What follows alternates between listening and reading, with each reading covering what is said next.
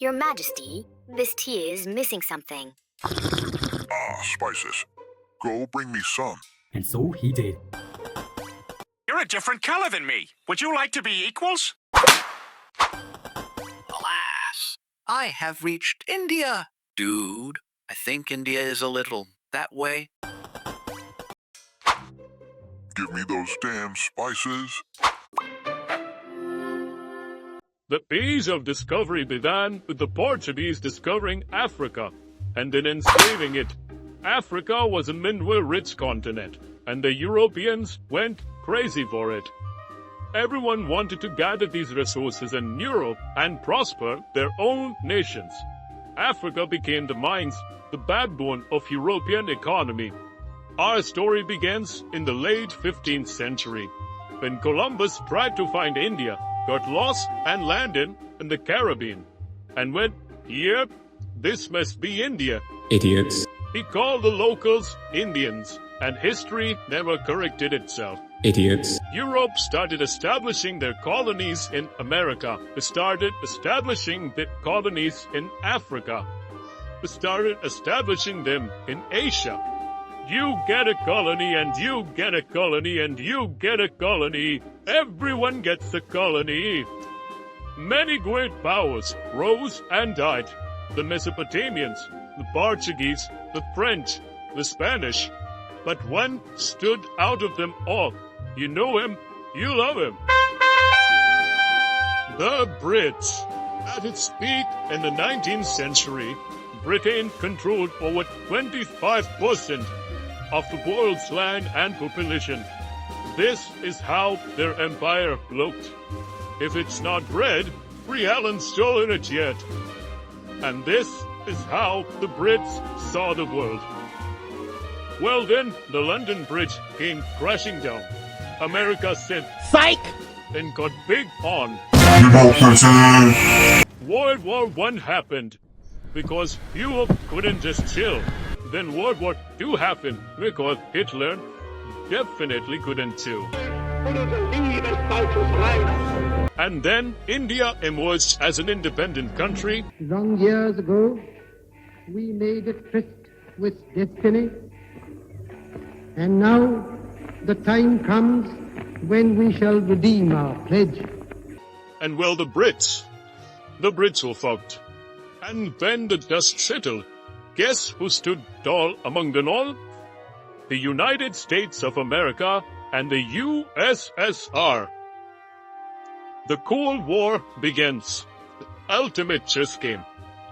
During the Cold War, there were no open wars, just proxy wars, espionage, propaganda, and enough nukes to destroy Earth 3 times over. On one side stood capitalism and Coca-Cola.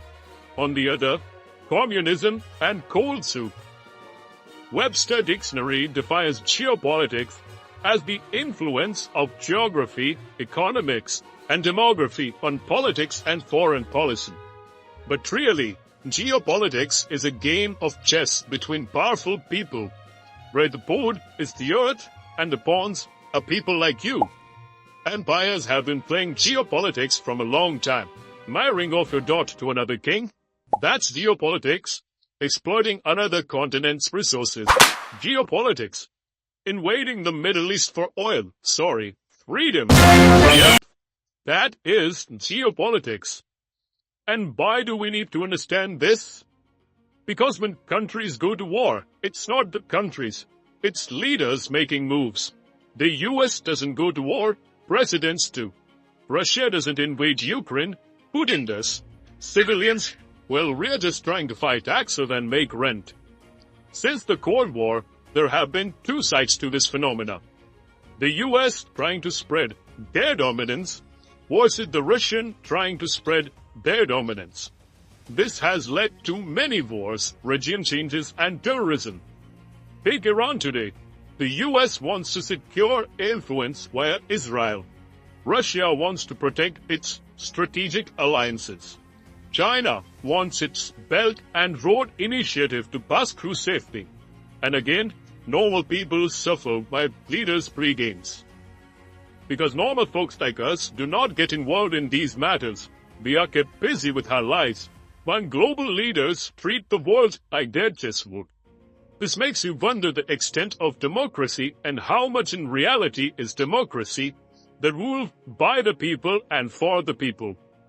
While leaders fulfill their ambition, it is the common citizens that pay the price.